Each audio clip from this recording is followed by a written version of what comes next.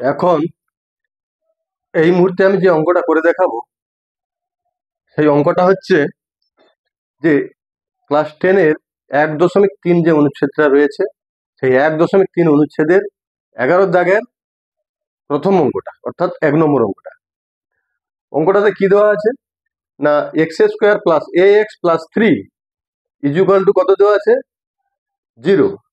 এই সমীকরণের একটি বীজ 1 হলে a এর মান কত, অর্থাৎ এই এর মান নির্ণয় করতে হবে।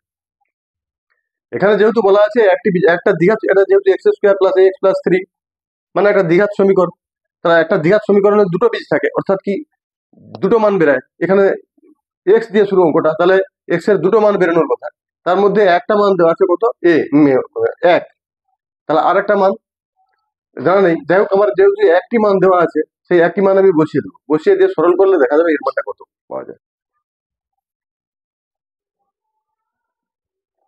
বা কি করব, এক্স এর যেহেতু একটি মান মানে দ্বিঘাত সমীকরণের একটি মান এক হয়ে বলছে, তাহলে আমি এক্স এর জায়গায় এক বসাবো।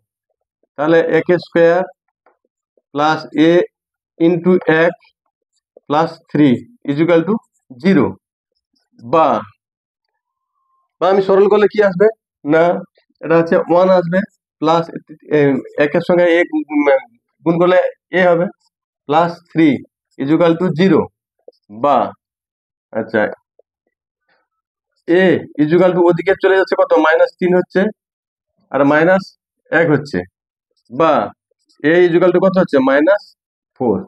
এই আমার হয়ে গেল। এর মান কত তাহলে না 4 বেরোচ্ছে, -4 বেরোচ্ছে। আমি লিখে দিতে পারি অতএব নির্ণেয় এ এর মান সমান -4। এই হয়ে গেল। খুব ছোট্ট শর্ট কোশ্চেন, এটা শর্ট টাইপের অঙ্ক।